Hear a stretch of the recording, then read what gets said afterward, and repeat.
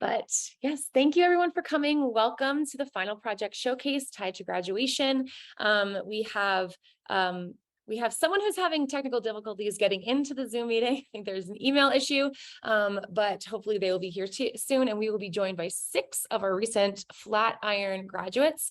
We had 2 from each discipline. So we have 2 product designers, 2 data scientists, 2 software engineers. So you all are in for a really big treat.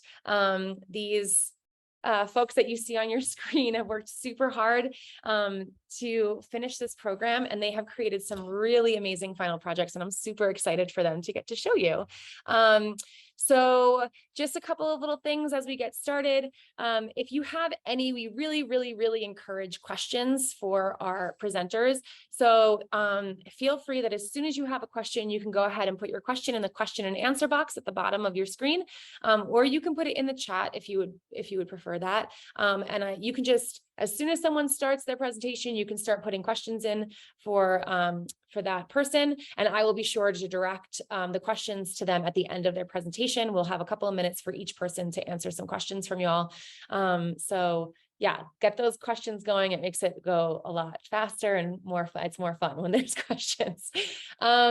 But we're going to go ahead and get started. We are joined for our first presenter by a recent product design graduate. Please welcome Chris Landino. Hello, everyone. So my name is Chris. I'm a product designer from New York. I have a background in psychology, and I'm really excited to start my new career in tech and expand on my career. So let me share my screen real quick with you guys. Can you all see my screen? Okay, cool. So today I will be presenting my final project that I worked on during my time at Flatiron, which pertains to gaming.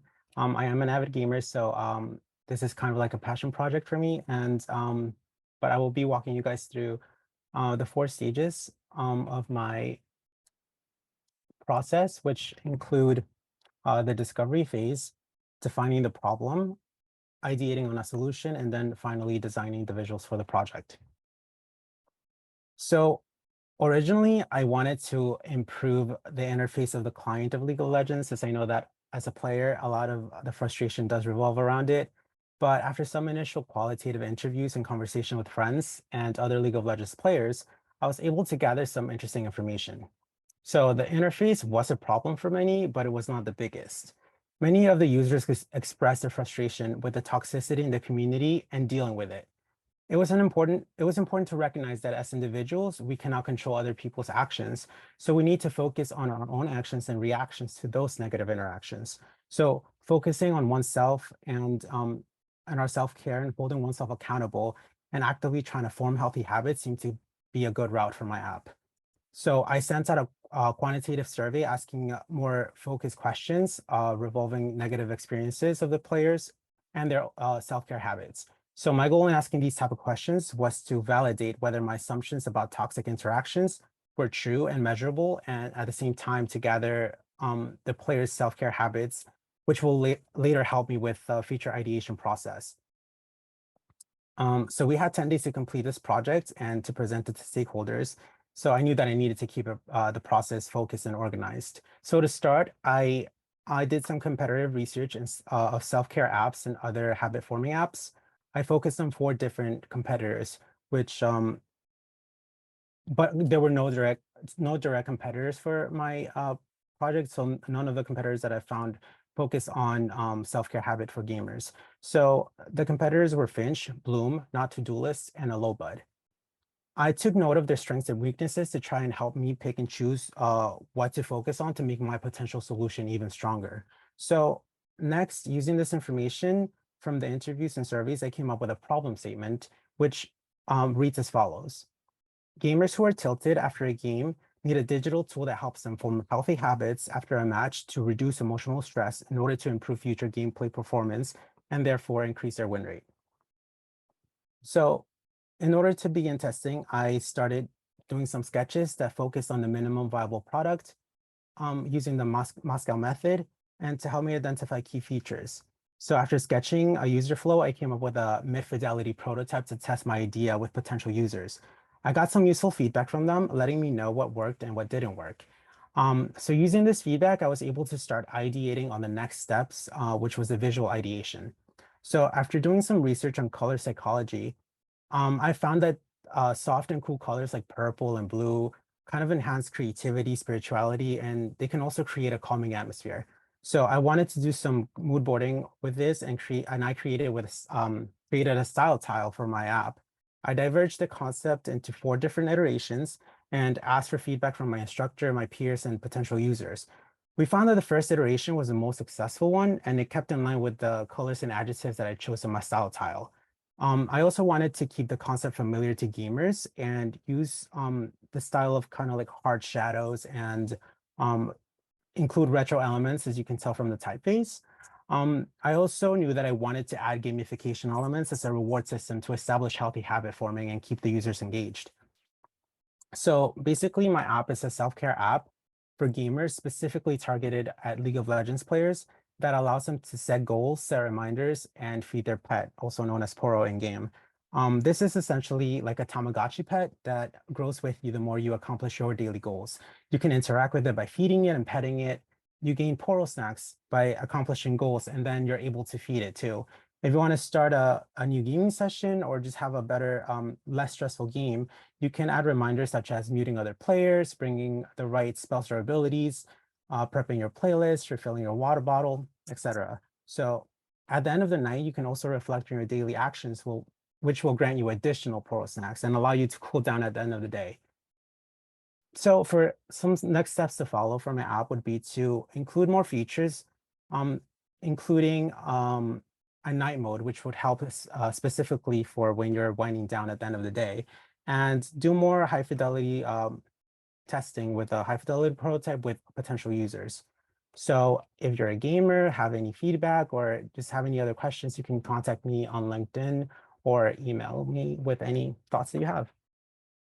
Thank you. Awesome, Chris. Thank you so, so much. That was so good.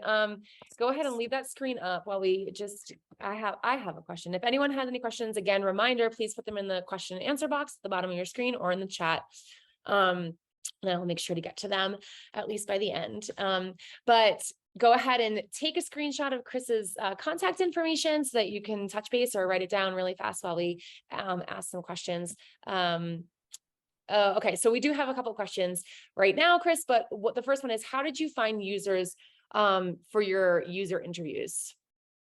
So because I am part of the gaming community, I am part of like Discord, and there's multiple servers where I can reach people. So I basically just it was a matter of like reaching out to like my friends and like other like their friends, and like when it was time to send out surveys, I just sent it to a whole bunch of Discord servers that I'm in. So that's how I got my users. Awesome. Do you have any current users for your app now? Um, so the app is not actually, what do you mean? Like, is it actually usable? Is it live yet or no? No, It's no, okay. no. Yeah, it was just a design. Yeah. So Yes. just for some clarification for the audience as well, the product Mhm. designers do not like build out their app. You just design it. Yeah. Right. So this is just a full design. Okay. And then how are your design skills before you started Flatiron School? Not not very, I was not very experienced. So initially when I started, it was actually one of my like biggest concerns whether I, like imposter syndrome or whatever, but I because of that I'm like now able to kind of like quantify how much I've grown and learned through this program. So I think, looking back now, it's like I learned a lot more than I like realized. Totally. Yeah, totally. Okay, for time's sake, we are going to move on, but thank you so, so much, Chris. That was really amazing. I love it. Sure. And again, make sure that everyone takes a screenshot so that you can reach out to Chris at another time. Cool. Thank you. Thank you so much. Okay, so we are going to move on. And again, just keep your questions coming and I will make sure that if we have time at the end, I will get to them. But we are moving on to our next presenter, a recent software engineer graduate. Please welcome Jamie Benjamin. Hello, everyone. My name is Jamie, and I'm a full stack software engineer. So as online shopping is becoming as popular as ever, many shops are moving to e-commerce. So I wanted to create a beautiful functional site that showcases the products. Previous to Flatiron, I was a freelance photographer, and one of my clients is an Indian clothing brand called RAAS. So here's the site I created for them.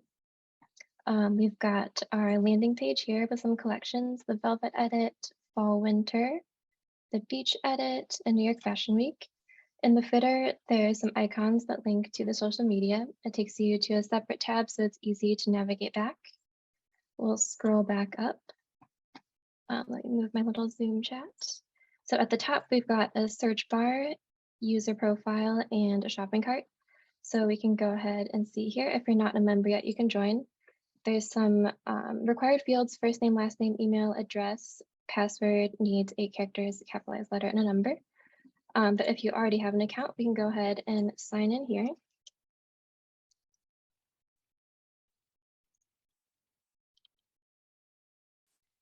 All right, so once you sign in, you get the option to look at your profile. Right here, you get greeted, welcome back, and a link to what's new. In your personal info, you can change this right here. So if there's anything that looks wrong, you can go ahead and save that, and it's all good to go.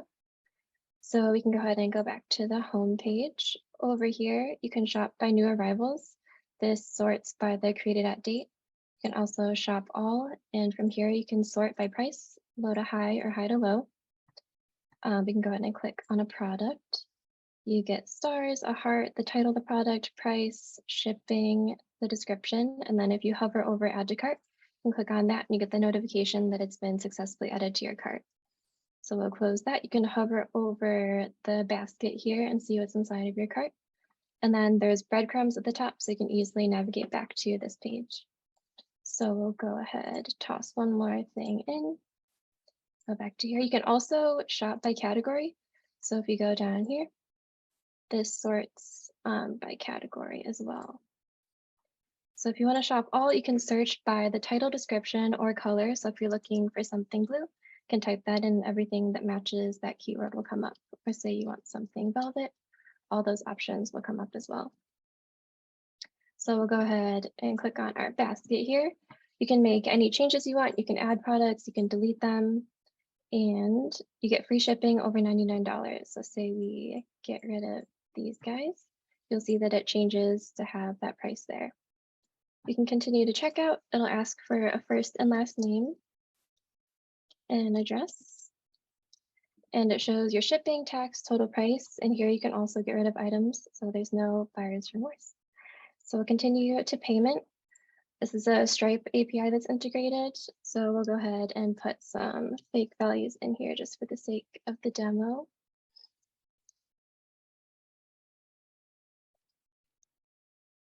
And we'll go ahead and hit pay. And it'll show your purchase summary, all the info you just put in with the amount, and then the option to continue shopping. And that'll bring you right back to the products page.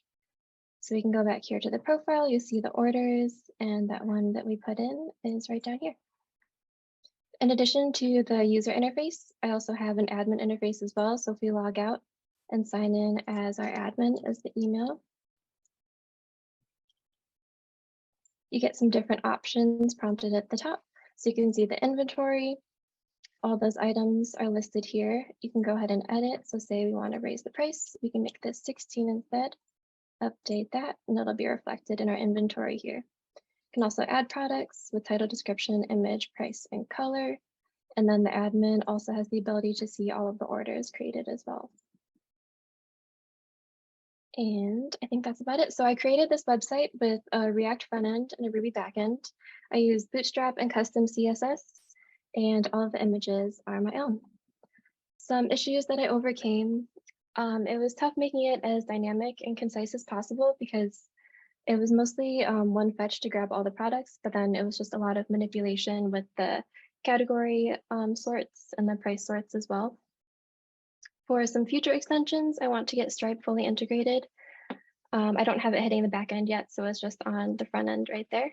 And I want to have the images uploaded as files instead of links, just for increased quality.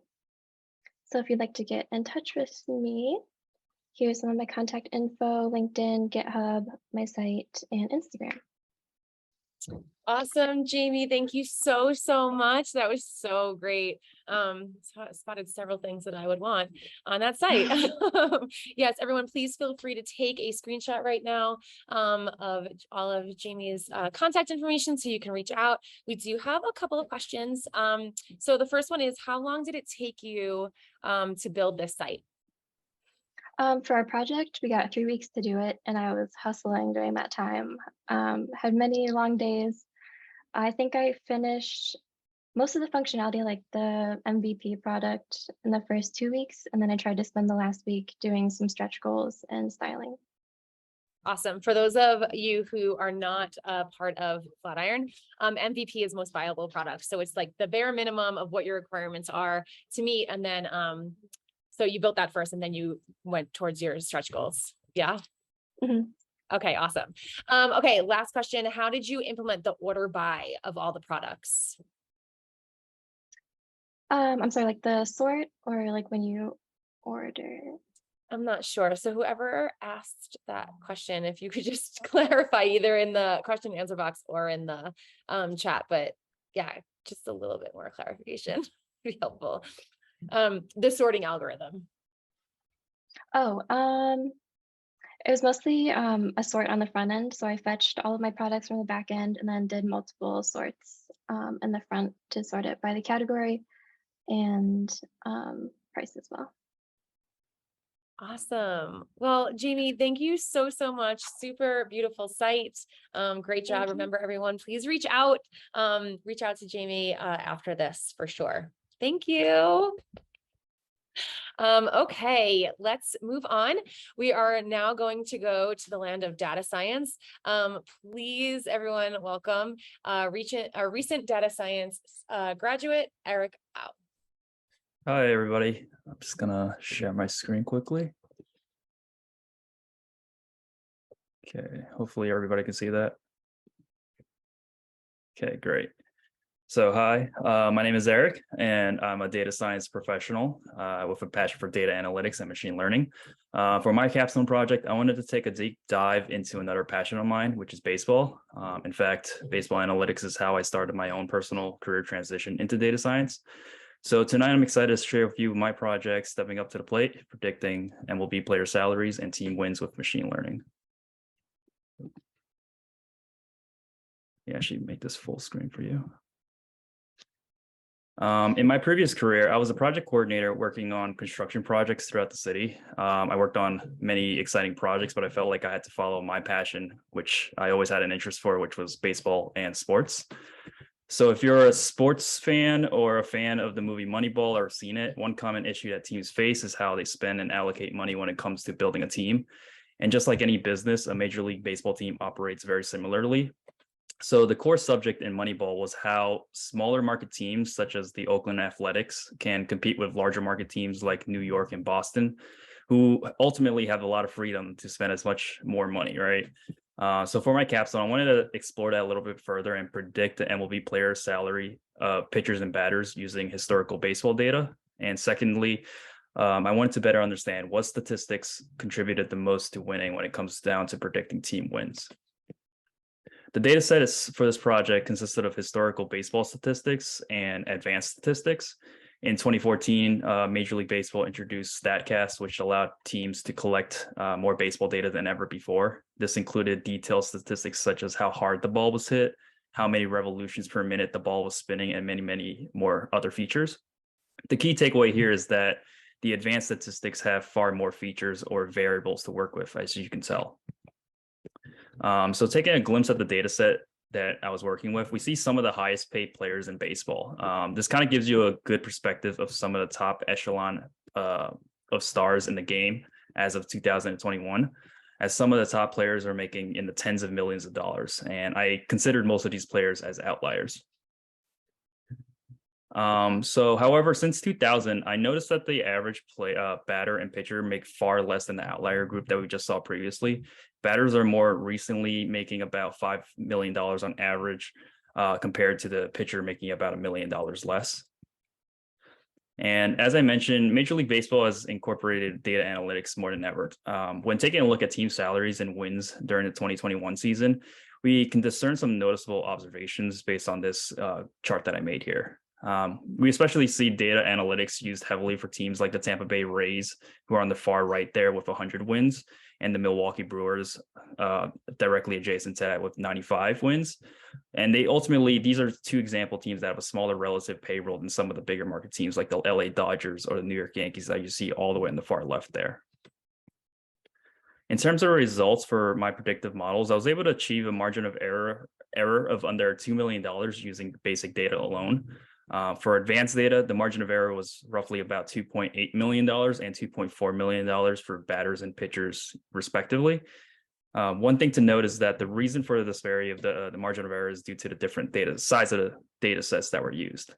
When predicting team wins per season, this was a fairly simple linear regression model where I was able to achieve a margin of error of 1 win using advanced team data, thus indicating that there's a strong linear relationship between features and wins.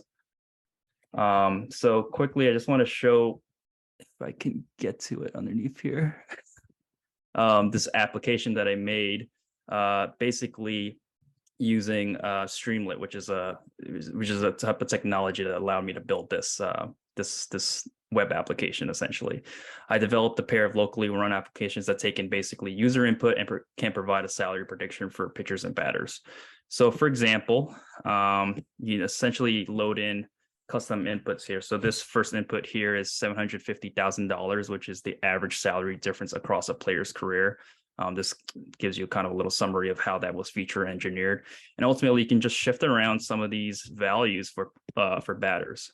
So you can do whatever you want. You can make whatever player you'd like to make for this previous season and essentially just hit submit. And it gives you a predicted player salary of $3.8 million. Hopefully you can afford that if you're building your team. So another thing I wanted to take a look at when I uploaded and was working on this project was how does that compare to this season's statistics and how much money that players this year might be making as of August 24th is when I loaded this data set. So if you're familiar with the game of baseball, one player that's doing exceptionally well this year is Aaron Judge. He plays for the New York Yankees. He's recently making $19 million this year. My model is predicting he makes $21 million as of August 24th. One would argue that's still underpaid, but essentially you could kind of go through this list and kind of tell based on the season statistics alone if a player is overvalued or undervalued. All right. Oh, let me go back. Okay, so in terms of technologies that I was using, the main language was Python and incorporated the scikit-learn library to apply those machine learning techniques for this project. Visualizations were developed using Tableau software, and the web application was deployed through Streamlit, as I mentioned. And all the data was sourced using the PyBaseball library and sourced ultimately from Fangraphs. So there were a few notable challenges I encountered when working on this project. One being narrowing down as many features to the most important features that gives me the best predictions. As I discussed, there was many features to work with. Simpler models are generally preferred since they are easier to interpret and understand. This is where domain knowledge about baseball especially helped me the most in identifying those important features. Additionally, reducing the margin of error for predictions was especially difficult since there are those superstar players who are making well above the average salary. So there are other factors that are not necessarily explained in baseball statistics alone that can account for a player's salary, such as basic economic demand for a player in a particular offseason. And finally, thank you. Below are my contact information and project repository. So I hope you were able to come away a little bit about some knowledge of machine learning and the sport of baseball. Awesome job, Eric. Thank you so, so much. Again, everyone, please remember to take a screenshot of all of Eric's contact information so you can reach out at another point, or go ahead and quickly jot it down right now. This was really cool. I'm going to come back in my next life as a MLB player because I would like to be making that Aaron Judge money. Thank you very much. Okay, so we have one question. What's the source of your data set? Yeah, so if if you're a fan of the sport itself, you can generally look up or are aware of baseball statistics or readily available online. I got all my data from Fangraphs, and there's this concept called web scraping where you can get all that information online easily. So I used a package that was developed by others called Pi Baseball, PY Baseball. And essentially it's as simple as, typing in what you want, and that data will be pulled using that package. So it was really helpful in collecting all of that information, because I ultimately created a lot of models, and I didn't share with you the pitching side of the web application, which I also did. So it incorporated a lot of information that I had to do within about a 2.5 week time period. Awesome. Yeah, I will say it surprised me that pitchers make less than batters. Was there anything else that surprised you when going through this data set? Yeah, there was a lot of missing information for sure that I had to handle, and that's another aspect of machine learning and data science that is kind of the crux of data science, is that it's your models are only going to be as effective as your data. And so there was a lot of engineering that had to be done, a lot of cleaning. In terms of surprises, I was actually pretty surprised how well it was able to predict Aaron Judge. He is having or have had an amazing season. So my model, up to the point where just before the season end, was actually predicting 21 million. If you ask people in the industry, he's probably going to be making close to double of that after this year. So my model does have its limitations for sure, but it was actually able to predict pretty well on the average player. So. Wow. Okay. And how long did it take you to complete this project? Yeah. So 2.5 weeks. It was, like I said, it was a lot. It was a lot of models that I had to end up doing, and I had to find some pretty efficient ways of determining what would be my best model. So I created some helpful tools that kind of help me assess which model performs the best and try to maximize and create as efficient of a workflow as possible. Awesome. Okay, I'm going to hold off the last question till the end, just to make sure that we get time for everyone. But thank you so much again, everyone. Please reach out to Eric. Do all the things. That was awesome. Excellent job. Okay, so now we're going back to product design with our most recent product design graduate. Please welcome Lena Park.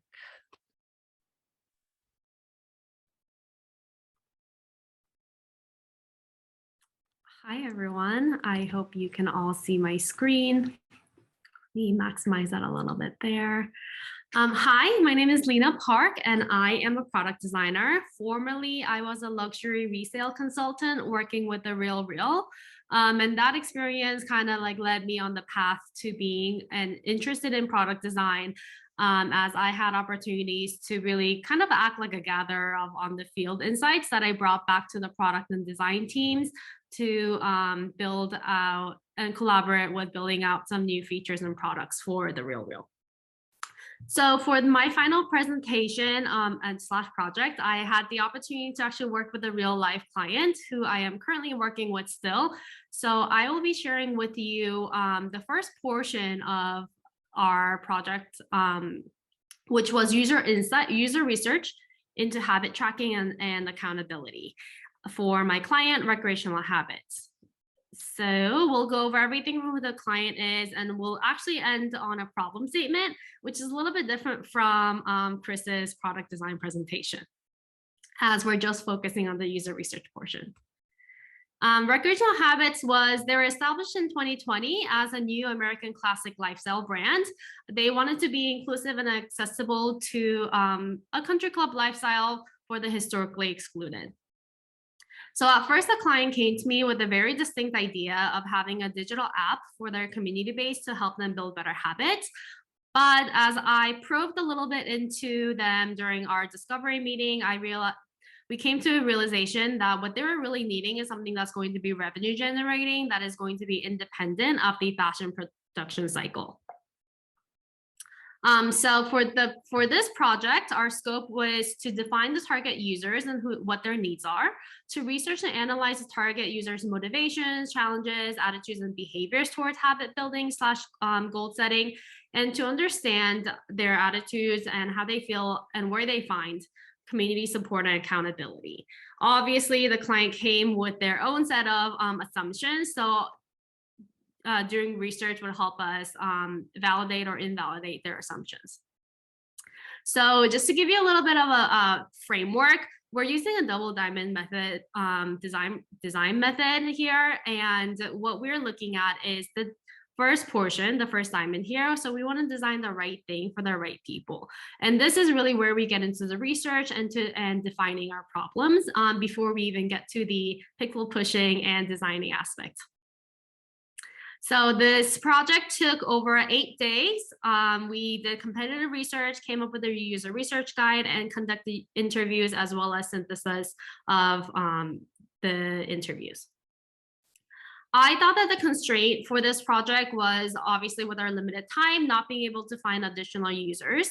So I recommended doing 2 to 3 additional user interviews. However, the clients were satisfied with the 5 qualitative user interviews that I had conducted, which were semi-structured. So I really wanted to let the conversation guide me to what the answers would be. This is an insight into how they act and how they think and feel. Each one was about 30 to 40 minutes. And I additionally did a pretty comprehensive competitive research. And the most important part of that was the feature comparison, which we'll be using for our MVP.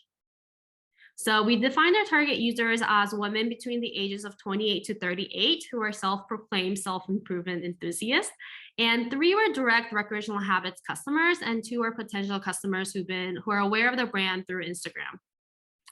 And I found 3 key themes throughout the research. First, every successful habit was encouraged by a small group of cheerleaders. So whether they were consciously aware of it or not, each one had a confidant or a small group of people that they were able to go to, which served as a source of inspiration and support for them. And they actually expressed that this was hard to find for them online, especially as women, to find people who are on a similar journey with them, and also people who they felt comfortable opening up to in an online sphere.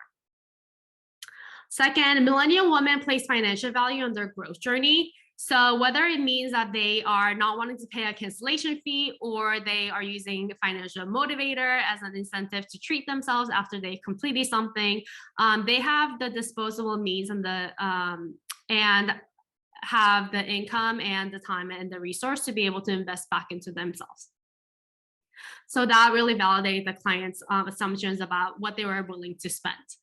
And third, and I think this is my favorite one, because through it all, it's never about the destination or actually achieving of the goal, but it's really about the journey and finding the consistency and the rhythm within themselves and integrating that into their lives. So this was the biggest validation for the client to understand that their clients are invested and that they're willing to put in the time and the growth journey into it. So we landed on a problem statement that millennial women who are self-improvement oriented need a safe space to explore, create, and engage with micro communities of like-minded women because they want accountability in achieving their personal goals. So this idea of exploration, creation, and engagement is really going to be the foundation of the product that we are currently designing. For the competitive research, I wanted to focus solely on the social habit building and habit tracking apps that are available on the market. As you can imagine, it is a competitive sphere out there. So doing a feature comparison chart was really how we're going to define what was going to be included in our MVP. So the ones that are highlighted in blue are ones that are found across all of the apps. And so therefore, that's absolutely the minimum that we can have. And we are also ideating on where we can stand out as our competitive edge. I think for the next steps, the highlight of the project that I'm working on is that it does come with a strong community of people who are wanting to share and engage with one another. So we're currently doing an ideation meeting, we will be doing an ideation meeting with the stakeholders on both digital and physical and social solutions to the problems that we discovered during this research. Then we'll do a prioritization matrix as we're a small team. So we are focusing on high impact over low effort or low manpower, really. which will help us determine the MVP. Then we'll take it into low fidelity wireframes and take it into usability testing with the users. And it's really exciting because we are still working on it. We're giving ourselves about a 3-month working timeline. And so this is a project that I'm taking outside of Flatiron. Thank you. Awesome, Lena. Thank you so much. That was so great. Again, everyone make sure that you take a screenshot of Lena's contact information or jot it down really fast. And if you have any questions, please feel free to put it in the question and answer box. Lena, I am, as a former research nerd myself, I qualitative is my favorite. It was my favorite. But is there, I'm just curious about the like the decision to use qualitative, and is there like something that would lend itself better to quantitative in this kind of thing? Like what was kind of your decision-making process around that?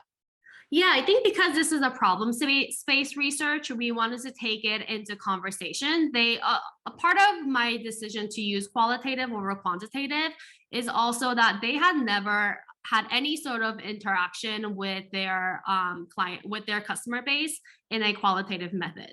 So it was important for me to hear directly from their users about what they are really saying, feeling, and doing, because that information was not readily available to me. Whereas I think they had done couple surveys which help us to scope down on the age group and help us to define the users. So because we wanted to really observe their whole journey and their growth process, I felt the qualitative method was best fit in this scenario. And we do have plans to have a little bit more specific quantitative survey that go out as we start to roll out some more features. Awesome. Well, thank you, Lena, so much. I'm excited to see what this turns into. Super exciting that you're already working on a project outside Flatiron. So thank you. And then again, if anyone has any questions like that you think of, you can always just put them in and I'll try and get to them at the end. Thank you, Lena. Okay, so we are going back to software engineering with a recent software engineer grad. Please welcome Elliot Wynn. Hello, hey, how are y'all doing? I'm gonna go ahead and share my screen here. Awesome. Okay, so I've got my screen share up. Hope everyone's hearing me all right. My name is Elliot Wynn, I'm a full stack software engineer. My stack includes JavaScript, React.js, Ruby on Rails. How I actually got into software engineering, I was passed over about a year ago for a promotion into the IT and into the tech space in my job. So I just decided I was going to take matters into my own hands. Talked to a software engineering buddy of mine and just decided that it was time to make a move, and heard about Flatiron School, and here I am. But my project today is Panelists.com. It was made actually using React.js, Ruby on Rails as a backend API, and then also style components, which is the React library.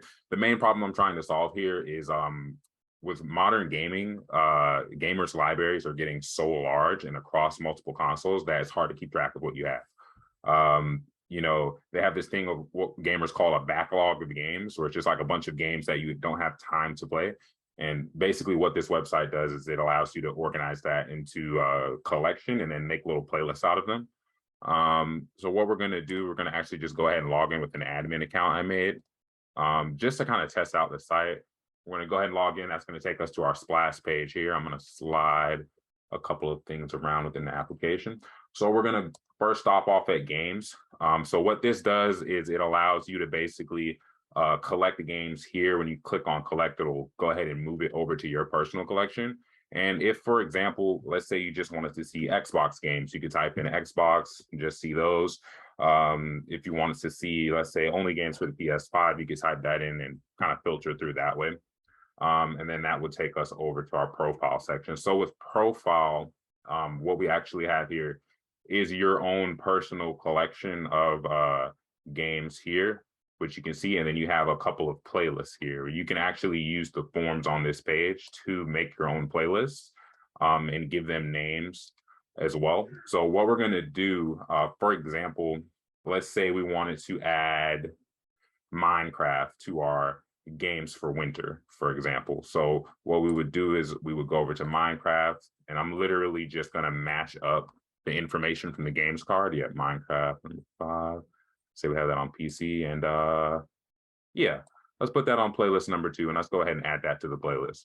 So we're going to navigate back to this page, and then you can see it goes ahead and appends it to our playlist right here, which we're going to have Minecraft there in our games for winter. So it just kind of solves the issue of, losing track of your games, which it doesn't seem like that big a deal until if you're an avid gamer, you've got 2 or 3 different consoles and you're downloading things and deleting them in order to actually have space to play the games that you own.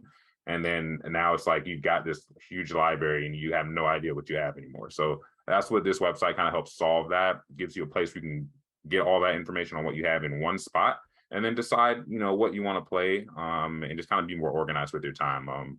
The generation that grew up gaming is kind of much older now, and they have kids of their own and things of that nature. So it's just to kind of help out with people who don't have that much time for gaming to kind of go about it in a more organized way.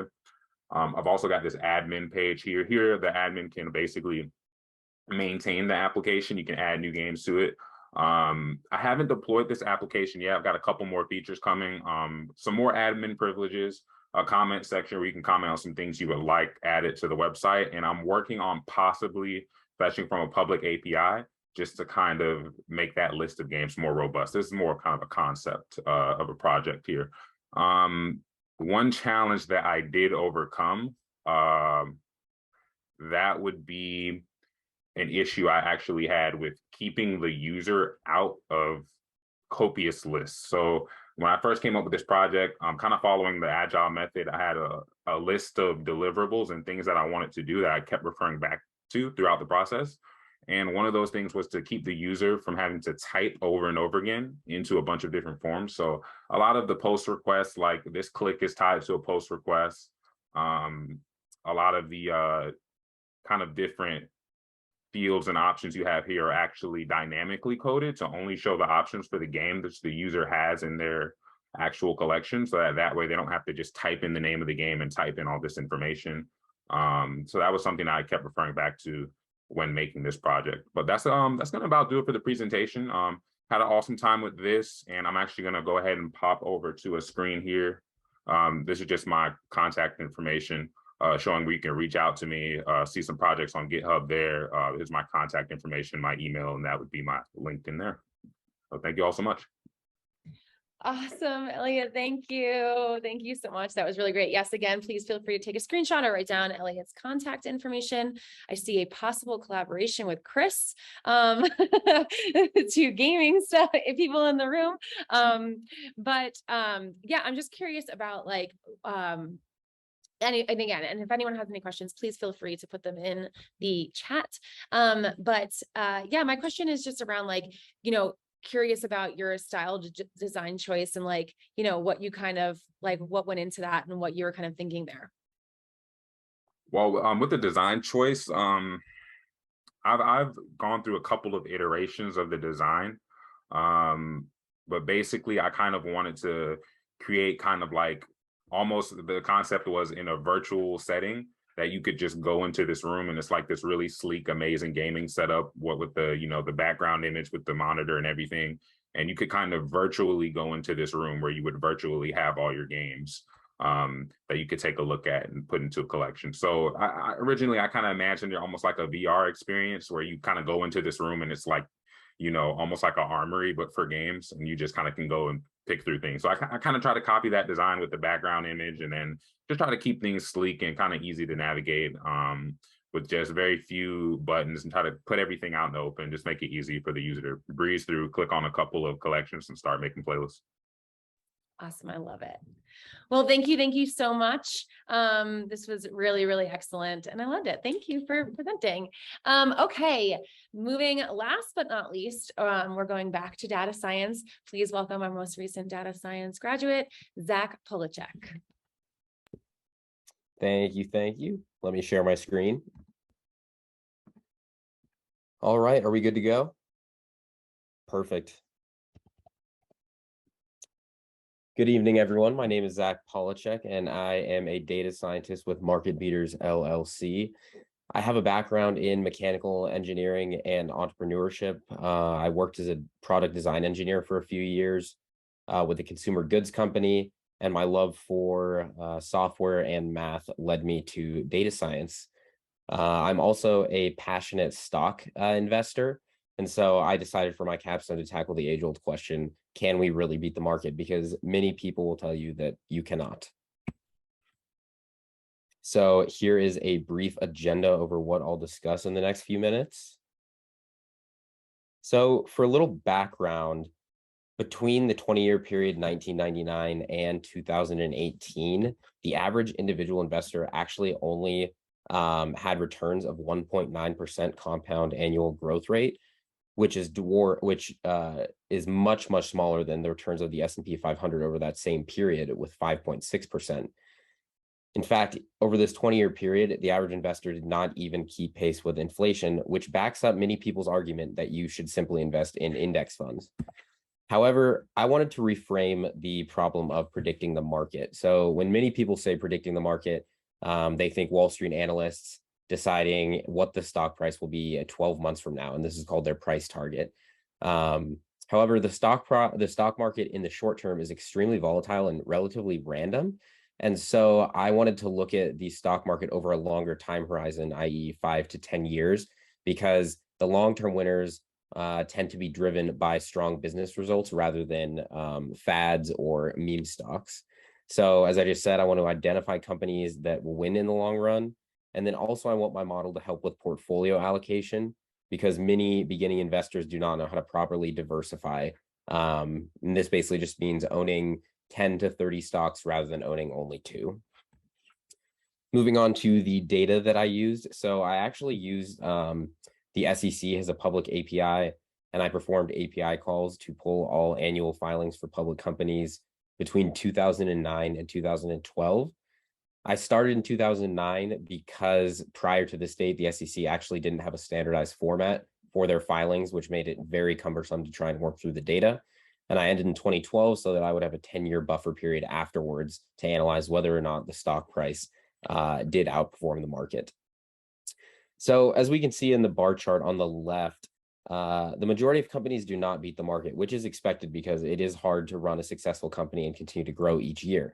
What's fascinating, though, is that the median 10-year return of the companies that beat the market is 552%, while the median 10-year return of those that didn't beat the market is losing 20%. So in dollar terms, that's turning 1,000 into 800 versus turning 1,000 into 6,500. For modeling, I treated this problem as a binary classification. Will this company's stock price beat the market? And I tried various machine learning models and libraries, including scikit-learn and XGBoost. As you can see, I actually decided to go with the F1 score rather than accuracy, because accuracy would take into account the model's predictions for companies that do not beat the market, but we don't care about those. So I focused on the F1 score, which combines recall and precision, which are both scores that seek to optimize the number of true positives. So ultimately, I landed on an XGBoost model that I optimized through grid search to find the best hyperparameters. And I also used synthetic minority oversampling to improve on the class balance. So for the results, the XGBoost model had a 40% F1 score on the unseen test data, which doesn't sound great, but wait till I get to the portion where I talk about the portfolio. The model identified 15 companies from this set that would beat the market. In reality, only 6 of the 15 did beat the market. So once again, doesn't sound great. But I tested this by creating a winning portfolio of these 15 companies. Let's say I invested $1,000 into each one. And over a 10-year period, that portfolio had a 12.12% compound annual growth rate and grew from 15,000 to over 45,000, which is significantly better than the S&P 500 over that previous 20-year period, as well as the individual investor. So in conclusion, the initial model shows very promising results as this project was completed in only about 3 weeks. The portfolio created the model created a portfolio that had a compound annual growth rate of 12%. Many investors seek 10%, so that's great. And also the model is best used for constructing a portfolio because, as I said, the model doesn't have the best accuracy. So if you were to put in a single stock, it might not correctly identify it. But if you put in a group of stocks, the model can point you in the right direction of which stocks to own. As for some quick next steps, the biggest challenge with this project was the data. Since it is government data, it was not very organized. And to show that, I initially had 29,000 entries and ended with 200 after I did all the data cleaning. I can further tune the model through more grid searches. And then finally, I'd like to deploy an app so that users can input a list of stocks and create a portfolio from those. Thank you so much. Any questions?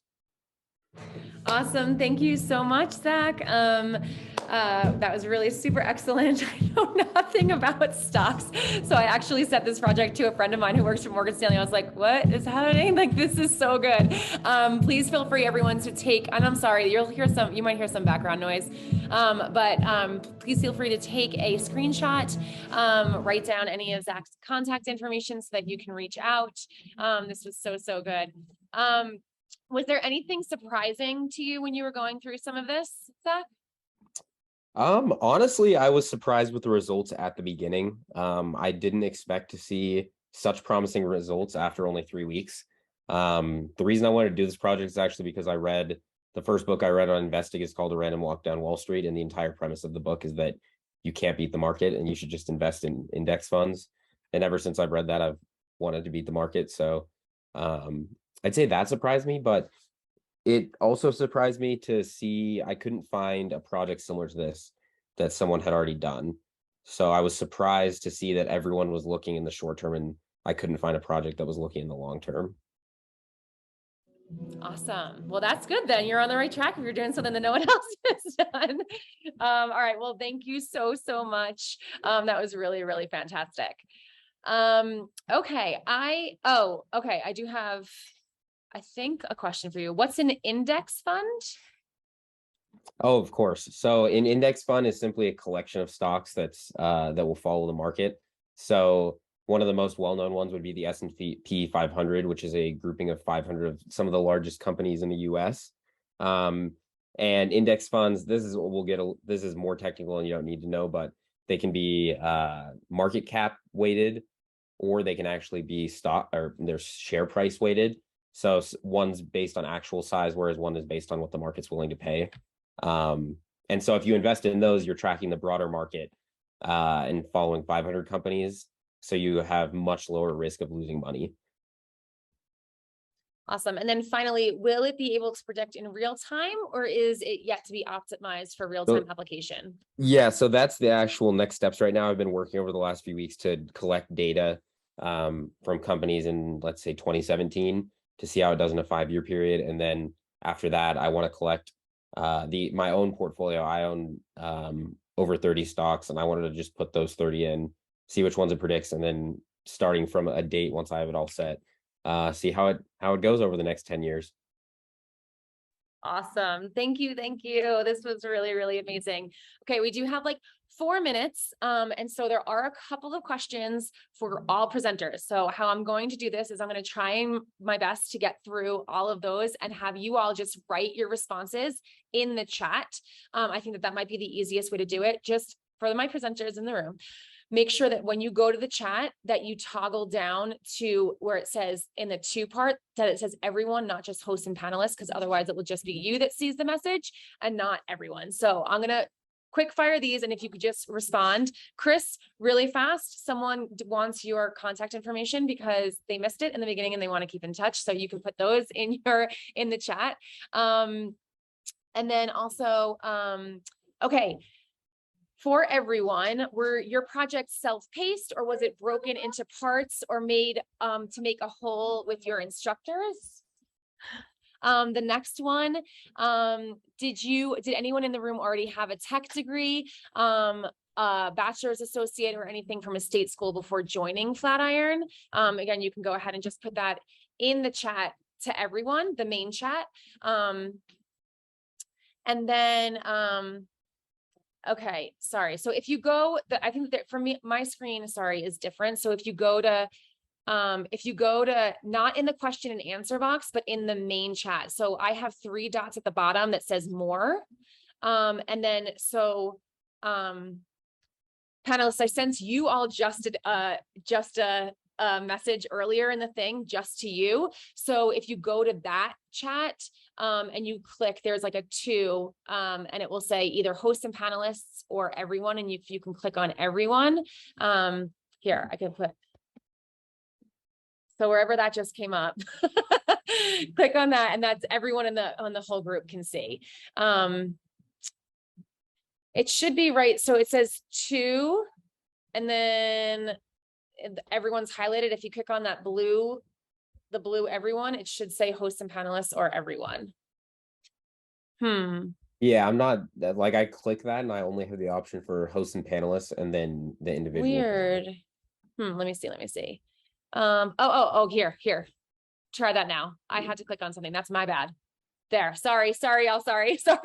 I did not graduate from Flatiron School, so I am not great with tech. Okay, there you go. That's working. Got it. Okay. So yeah, so if your project, the first question was your project self-paced? Did you break it up into parts with your instructor? I already know the answer, but if you can go ahead and put that in there. Did anyone have a tech degree from a school, either an associate's or anything before joining Flatiron? And then, okay. Yeah, you all should be seeing, all of my attendees should be seeing this now as we just figured that out. Sorry about that. Okay. So the other question is, if you had any resources in the world, time, money, tech, what would you do with your projects? That's a really great question. Okay. And then,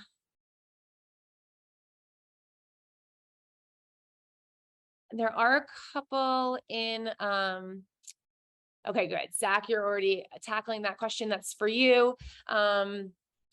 And then, all right, great. You all got it. Oh, and then the last one, if you all could put this in the chat for everyone, what was the most challenging phase for you? And how did you overcome it?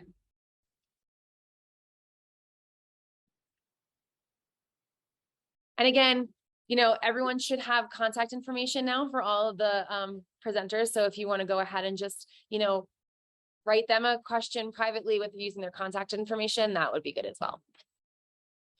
All right, awesome. Thank you so much, everyone, for joining. Thank you to our presenters. You all did an amazing job. I still cannot get over what you all accomplished in such a short amount of time at Flatiron School. So I really appreciate you all being here. I really appreciate you all for, you know, doing this program, and I'm super impressed with your projects. I know that everyone else in here is impressed as well. Those answers are coming in, so you all can feel free to read those. But yeah, feel free to reach out to all of our presenters, everyone here, you know, hit them up, do some networking, build some stuff together if you're in the program or you're joining the program, or if you are, you know, an employee partner, hire someone. That would be great. All right, everyone, have a really good night. Thank you again. And I'll see you all next time. Bye.